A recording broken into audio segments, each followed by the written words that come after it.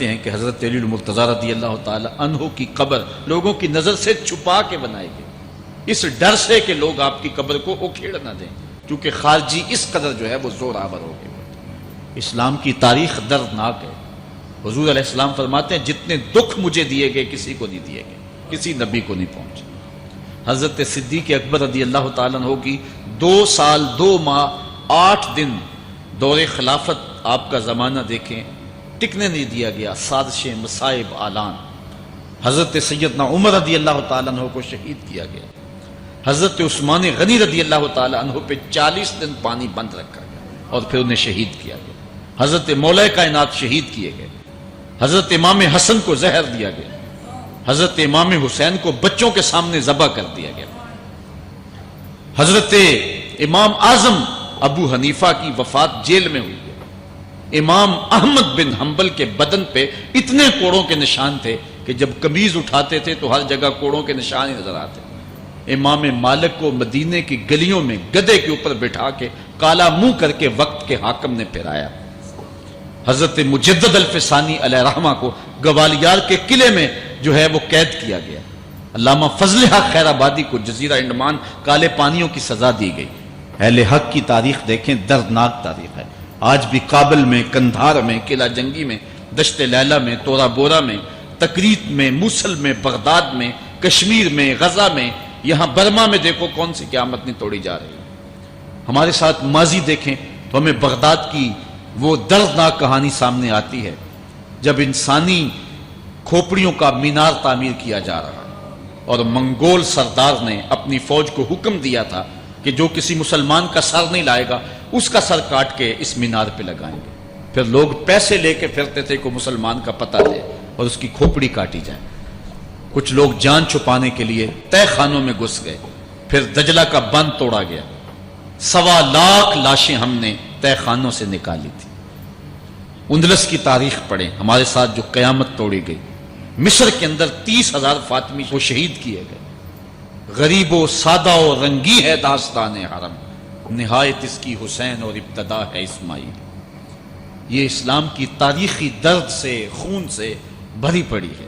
تو حضرت مولا کائنات سیدنا علی المرتضیٰ رضی اللہ تعالی عنہ کو اس وقت اگر خدا کہنے والے بدبخت تھے تو ان کو شہید کرنے والے اور اس ڈر سے کہ ان کی قبر کو کھیڑ نہ دیا جائے خارجی اتنے زور آور ہیں تو ان کو جو ہے وہ لوگوں کی نظروں سے چھپا کر کے جو ہے وہ رکھا گیا۔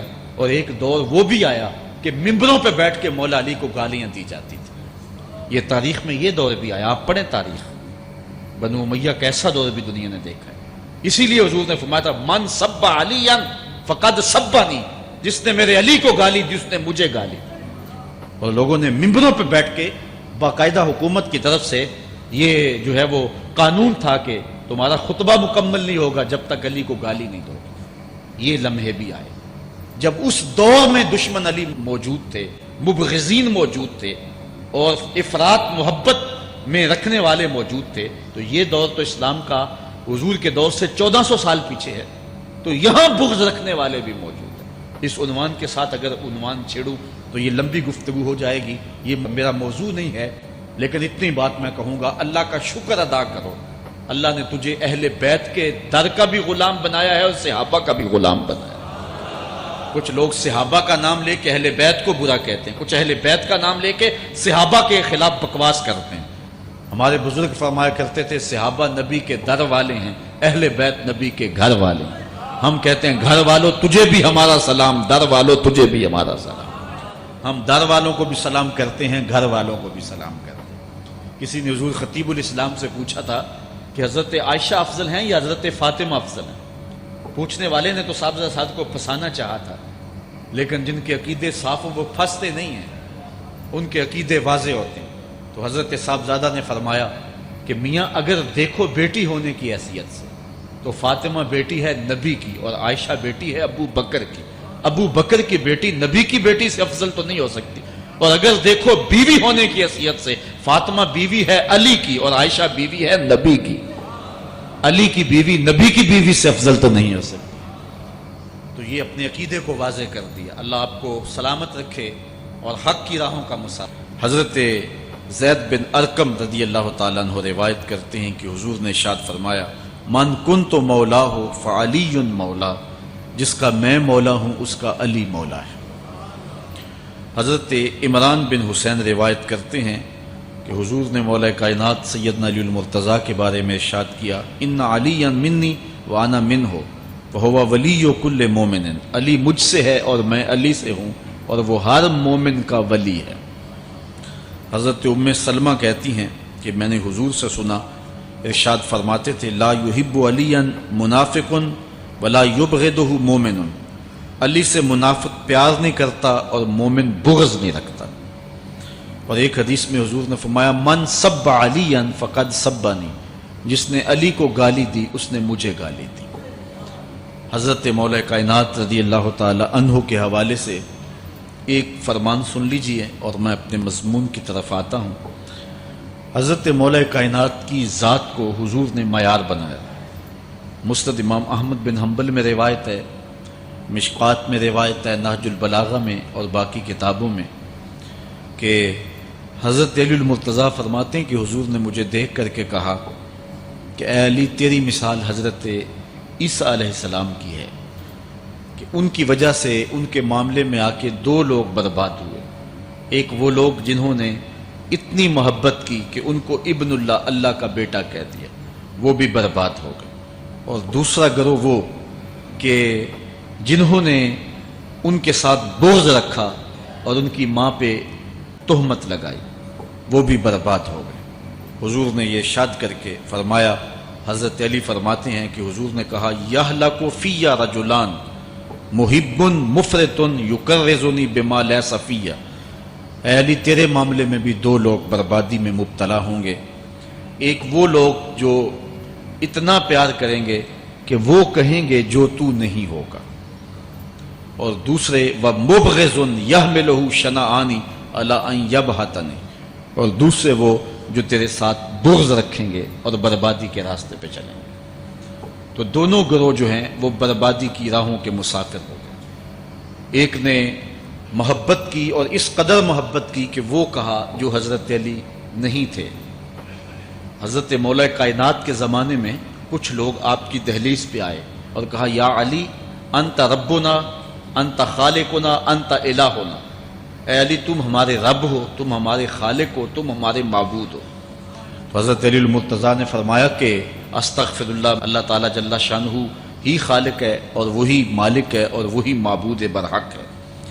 انہوں نے پھر یہ بات کہی، تو جب تیسری مرتبہ کہا تو حضرت علی نے ان کی گردنیں کاٹ دیں۔ تو یہ آج بھی لوگ موجود ہیں ہمارے ملک میں، ہمارے ضلع میں لوگ ہیں جو علی اللہ کا نعرہ لگاتے ہیں، اور یہ بدترین لوگ ہیں اور معاشرے کی تل چھٹ ہیں، اور یہ محبت میں گمراہ ہو گئے اور انہوں نے حضرت علی المرتضیٰ کو خدا اور الہ کہہ دیا۔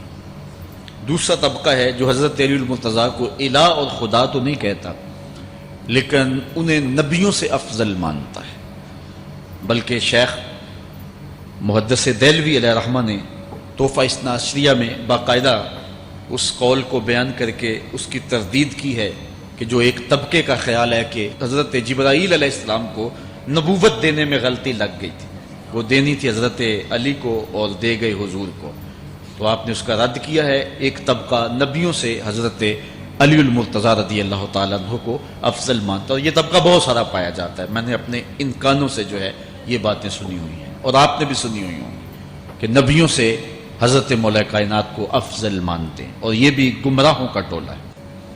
تیسرا طبقہ وہ ہے جو نبیوں سے افضل تو نہیں مانتا لیکن معصوم مانتا ہے، یہ گمان کرتا ہے کہ حضرت علی رضی اللہ تعالی عنہ بھی اس شان کے مالک ہیں جو معصومیت کی شان انبیاء علیہ السلام کو دی گئی۔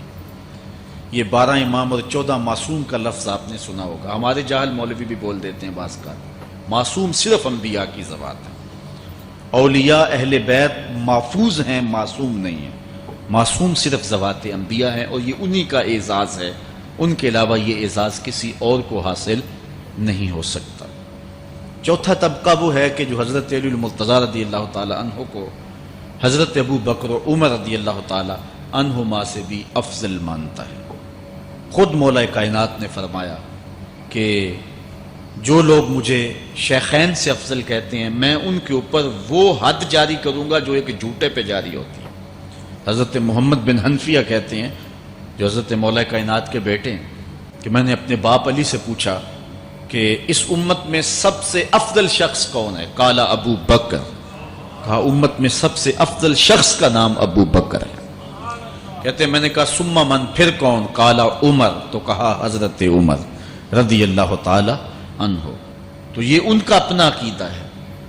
یہ کہا جاتا ہے کہ حضرت علی رضی اللہ تعالی عنہ کا حق غصب کر لیا گیا۔ حضرت علی خود فرماتے ہیں کہ اگر حضور نے میرے بارے خلافت کی وصیت کی ہوتی تو میرے پاس صرف ایک تلوار اور ایک چادر بھی ہوتی تو میں آخر دم تک لڑتا۔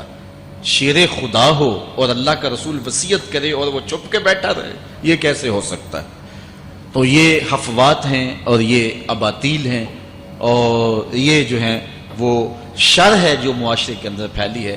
مخبر صادق نے پہلے خبر دی کچھ لوگ محبت میں گمراہ ہو، وَمُبْغِضٌ يَحْمِلُهُ شَنَآنِ عَلَىٰ أَن يَبْهَتَنِ، اور کچھ لوگ جو ہیں وہ بغض میں برباد ہو جائیں۔ ایسے لوگ بھی دھرتی پہ موجود ہیں کہ مولا کائنات کا نام لیا جائے تو ان کو گوارا نہیں ہوتا۔ خود حضرت مولا کائنات کے زمانے میں ایسے لوگ موجود تھے، آپ کو شہید کیا گیا ہے۔ اسلام کی تاریخ انتہائی دردناک ہے۔ حضرت مولا کائنات رضی اللہ تعالی عنہ کو ابن ملجم نامی بدبخت نے جو ہے وہ تلوار کا وار کر کے جو زہر میں بجھی ہوئی تھی شہید کیا ہے۔ تو یہ بغض اور دشمنی رکھنے والے لوگ تھے جو زمانے میں موجود تھے۔ ایک طرف ایسے تھے جو الہ اور معبود کہتے تھے۔ اللہ اکبر، لا الہ